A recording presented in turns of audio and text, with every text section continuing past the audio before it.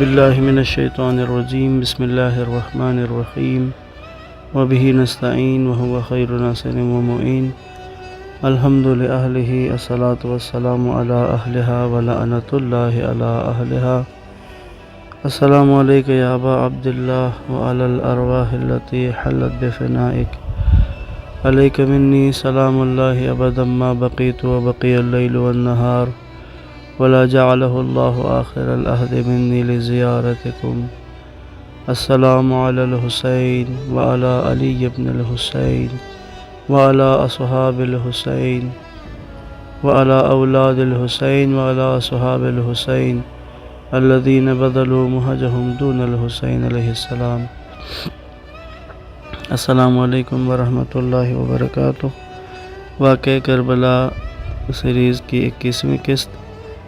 پچھلے قسط میں عرض کیا تھا امام حسین علیہ السلام اور آپ کا یہ نورانی قافلہ محرم کی 2 تاریخ کو کربلا میں وارد ہو گیا تھا. یہاں تک ہم نے بات پہنچائی تھی. آج سے ہم جس طرح پہلے ہم نے ایک منزل کے حساب سے آپ کو یہ واقعہ بیان کیا تھا، آج سے پھر ہم روز بروز کی بات کریں گے کہ کربلا میں وارد ہونے کے بعد یہ جو 8 دن تھے، بلکہ 2 تاریخ کو شامل کریں تو 9 دن، اس میں جو واقعات رونما ہوئے وہ ایک دن کے حساب سے عرض کریں گے. بعض دن ہیں جس کے واقعات زیادہ ہیں، تفصیلی ہیں، تو اس کو ہم تھوڑا دیر تفصیل سے بیان کریں گے، اور جن کے واقعات جن دنوں میں کم ہیں یا جن کے واقعات کم تاریخ میں روایات میں ملے ہیں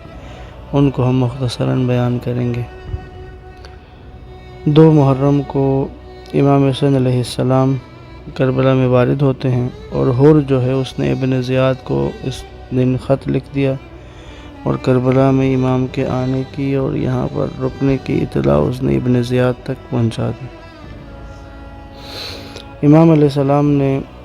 اپنے عزیز و اقارب کو، جو لوگ آپ کے ساتھ تھے، ان کو ایک جگہ جمع کیا، اور پھر ان کی طرف جب نگاہ کی تو امام علیہ السلام نے گریہ کیا. اس کے بعد امام نے دعا کے لیے ہاتھ اٹھاتے ہوئے یہ دعا کی، یہ جملے امام نے ادا کیے. امام نے فرمایا: اللہم انی اطرۃ نبیک محمد صلی اللہ علیہ وآلہ وسلم قد خرجنا وطردنا وازعجنا عن حرم جدنا وتعدت بنو امیۃ علینا اللہم فخذ لنا بحقنا وانصرنا علی القوم الظالمین. بار الہ، ہم تیرے نبی حضرت محمد صلی اللہ علیہ وآلہ وسلم کی اطرت ہیں. ہمیں ہمارے جد امجد کے حرم سے نکال دیا گیا ہے. بنی امیہ نے ہمارے حق میں ظلم و جفا سے کام لیا ہے. بار خدایا، تو ہی ان ظالموں سے ہمارا حق واپس لے لے اور ہمیں ظالم و ستمگار لوگوں پر نصرت عطا فرما.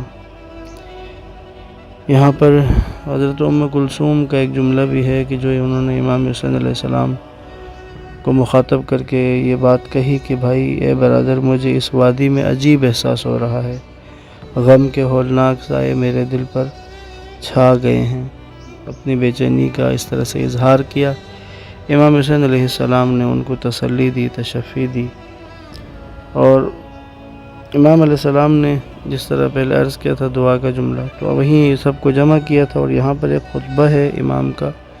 جو مشہور ہے، اور اس کے کچھ جملے ہیں کہ جو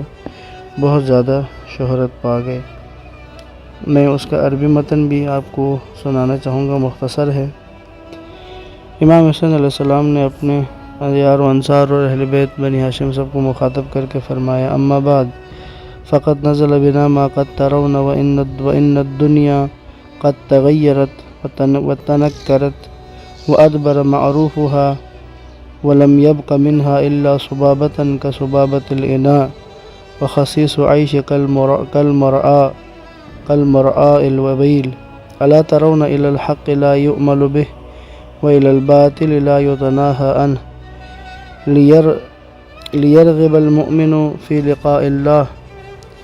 فإن لا أرى الموت إلا سعادة ولا الحياة مع الظالمين إلا برما.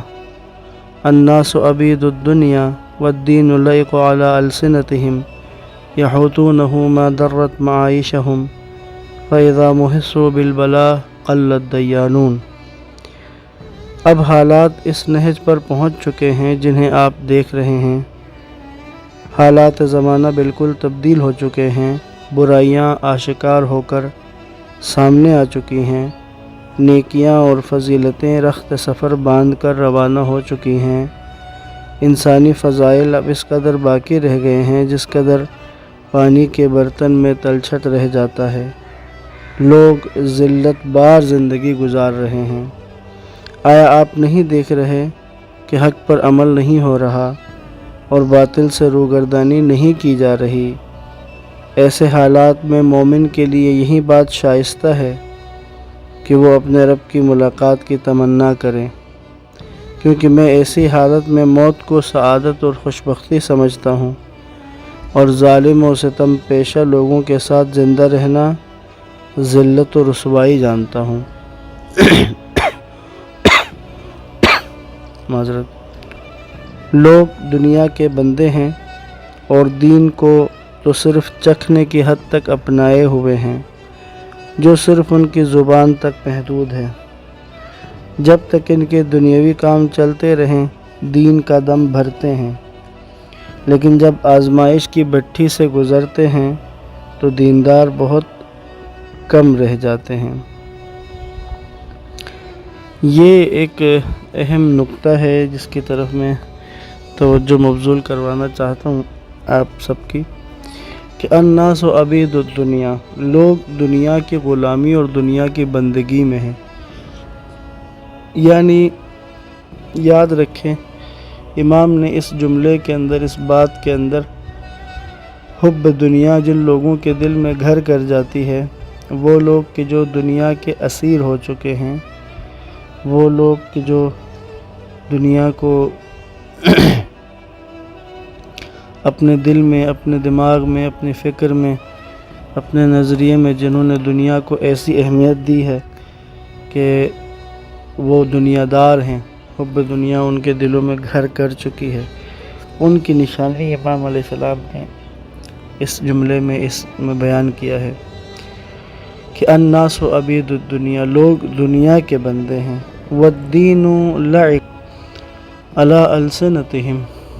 دین ان کی زبانوں کے چکھنے کے لیے ہے۔ یاد رکھیں، چکھنے کے لیے ذائقہ کا لفظ بھی استعمال ہوتا ہے، اور یہاں جو لفظ امام نے استعمال کیا وہ لعق ہے۔ لعق کا مطلب ہوتا ہے، ایک دفعہ تو ہوتا ہے انسان کھاتے ہوئے چکھتا ہے، ساتھ بتاتا ہے کہ جو چیز کھا رہا ہے اس کا ذائقہ کیا ہے، کیونکہ جو انسان بھوکا ہوتا ہے وہ بھی ذائقہ کھانے کا بتاتا ہے۔ لعق کہتے ہیں اس چکھنے کو کہ جس میں انسان کا پیٹ بھرا ہوا ہے لیکن کوئی چیز سامنے آ گئی تو وہ اٹھا کر اسے چکھتا ہے۔ اس کا مقصد یہی ہوتا ہے چکھتے وقت کہ اگر تو یہ کوئی چکھنے سے اچھی چیز لگی تو اس کو کھا لیں گے، اور اگر اچھی نہ لگے، من کو نہ بھائے، تو پھر اس کو چھوڑ دیں گے۔ تو امام نے یہاں اصطلاح جو استعمال کی کہ جو لوگ دنیا کی بندگی اختیار کرتے ہیں ان کی نشانی یہ ہوتی ہے کہ دین ان کے لیے صرف چکھنے کی چیز ہوتی ہے۔ یحوطونہ ما درت معایشہم، یہ اس وقت تک دین کے آس پاس ہی رہتے ہیں، دین کی بات کرتے ہیں، دین کے بارے میں سمجھے، دین کی طرف آنے کی، دین پر عمل کرنے کی، دین کی بات کرنے کی، اس وقت تک یہ بات کرتے ہیں جب تک ان کی اپنی معیشت چل رہی ہو، جب تک ان کا اپنا کوئی ذاتی نقصان نہ ہو رہا ہو، جب تک ان کی اپنی کوئی دنیاوی کوئی نقصان نہ ہو، اس وقت تک تو یہ دین کی بات کرتے ہیں، دین کا دم بھرتے ہیں۔ فَإِذَا مُحِسُّوا بِالْبَلَا، لیکن جب کبھی آزمائش کا وقت آتا ہے، جب کبھی دین کے لیے قربانی دینے کا وقت آتا ہے، جب کبھی دین کے لیے اپنی خواہش کو ترک کرنے کا مرحلہ آتا ہے، جب کبھی اپنے نفس کے خلاف، اپنے مفادات کے خلاف کوئی حکم دین کا سامنے آتا ہے، تو پھر وہاں پر قل الدیانون، تو پھر دینداروں کی تعداد بہت کم رہ جاتی ہے۔ یعنی جو لوگ بظاہر دیندار نظر آتے ہیں، جو لوگ، ہم خود بھی اپنا تجزیہ، اپنا محاسبہ اس پہ کر سکتے ہیں کہ جو لوگ بھی خود ظاہراً دیندار ہیں، دین کا دم بھرتے ہیں، اگر ہم خود اپنے آپ کو دیکھیں کہ ہم اگر دین کا عمل کرنے کی کوشش تو کرتے ہیں، لیکن جہاں کہیں ہمیں ایسا حکم دین کا نظر آئے کہ جس سے ہمیں لگے کہ ہمارا نقصان ہے، ہمیں لگے، ورنہ دین ظاہر ہے کس کا نقصان تھوڑی کرتا ہے۔ چھوٹی سی مثال عرض کر دیتا ہوں، جیسے لوگ نماز پڑھنے میں، دیندار ہونے میں کوئی تکلیف نہیں ہوتی تو لوگ نماز پڑھتے ہیں، روزہ رکھنے میں تھوڑی سی کوئی مشکل برداشت اگر سردیوں میں آ جائے تو کوئی مسئلہ نہیں ہے، رکھ لیتے ہیں لوگ۔ لیکن اگر کسی جگہ خمس و زکوٰۃ ادا کرنے کا مرحلہ آتا ہے، جہاد کا مرحلہ آتا ہے، امر بالمعروف اور نہی عن المنکر کا مرحلہ آتا ہے، اب خمس دینے کی بات آئے گی تو وہاں پر انسان کو یوں لگے گا کہ جیسے اس نے جو کمایا ہے، جو اس نے پیسے کمائے ہیں، جو اس نے سیونگ کی ہے، اس میں سے دین کے حکم کے مطابق اس کا 5واں حصہ دینا ہے راہ خدا میں، جو اس کے جہاں دینے کا حکم ہے شریعت کا۔ تو اب وہاں پر کیا ہوتا ہے، لوگ نماز روزے میں اور عام عبادات میں تو دینداری کا دم بھرتے تھے، لیکن جہاں جب یہ والا حکم دین کا آ گیا جس میں اس انسان کو ایسا لگتا ہے کہ اس میں اس کا نقصان ہے، تو وہاں پر پھر وہ دینداری کو، دین کو خداحافظی کرتا ہے، دین سے پیچھے ہٹ جاتا ہے، یا اگر پوری طور پر دین سے پیچھے نہ بھی ہو تو دین کے اس حکم کو پر عمل نہیں کرے گا۔ اور قرآن مجید کا واضح موقف ہے سورہ 6 پارے کے شروع میں ہی کہ یؤمنون ببعض الکتاب ویکفرون ببعض، کہ بعض لوگ ایسے ہوتے ہیں کہ وہ کتاب کے کچھ حصے پر تو ایمان رکھتے ہیں اور کچھ حصے کا انکار کر دیتے ہیں۔ تو اس چیز کو، اس ایک طرف کا ایمان اور ایک طرف کی تکفیر کو قرآن اور دین قبول نہیں کرتا۔ پس عزیزان محترم، ہمیں متوجہ رہنا چاہیے کہ ہم کہیں اس طرح کے دیندار تو نہیں ہیں کہ جو فقط اپنے مفادات اور اپنے فائدے والے احکامات تو دین کے ماننے کے لیے تیار ہیں، لیکن جہاں پر دین کا کوئی ایسا حکم، کوئی ایسا امر آتا ہے کہ جو ظاہراً ایسا لگے کہ انسان کے مفادات سے ٹکرائے، تو وہاں پر ہم دین کے حکم کو پس پشت ڈال دیں۔ اگر ایسا ہے تو پھر امام حسین علیہ السلام کی اس فرمان کے مطابق ایسے لوگ دنیا کے غلام ہیں، دنیا کے بندے ہیں۔ اور یہ اگر اس طرح کے لوگ، اسی طرح کے لوگ تھے کہ جنہوں نے 61 ہجری میں امام حسین علیہ السلام کا ساتھ نہیں دیا۔ جب امام نے یہ خطبہ ارشاد فرمایا تو امام کے اصحاب نے بہت خوبصورت جوابات دیے۔ پہلا سب سے جواب جو ہے وہ جناب زہیر بن قین نے دیا۔ زہیر بن قین کھڑے ہو کر کہتے ہیں، فرزند رسول صلی اللہ علیہ وآلہ وسلم، ہم نے آپ کی فرمائشات کو سنا، اگر ہماری یہ دنیا ابدی ہوتی اور ہم نے اس میں ہمیشہ زندہ رہتے، یعنی اگر یہ دنیا ابدی ہوتی، ویسے تو یہ دنیا عارضی ہے، ظاہر ہے کہ یہاں سے جانا ہے، لیکن اگر یہ دنیا ابدی ہوتی، اگر یہ دنیا دائمی ہوتی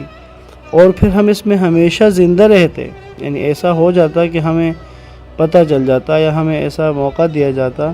یہ دنیا بھی ہمیشہ رہنے والی ہے، اور پھر ہمیں یعنی اختیار دیا جا رہا ہے کہ تم اگر چاہو تو تم اس دنیا میں ہمیشہ زندہ رہ سکتے ہو، اگر ایسا ہو بھی جائے پھر بھی ہم آپ کے ساتھ قیام کرنے کو اور آپ کے قدموں میں موت، اپنی جان قربان کرنے کو ترجیح دیں گے۔ سبحان اللہ۔ اب اندازہ کریں کہ یہ جو موقف ہے نا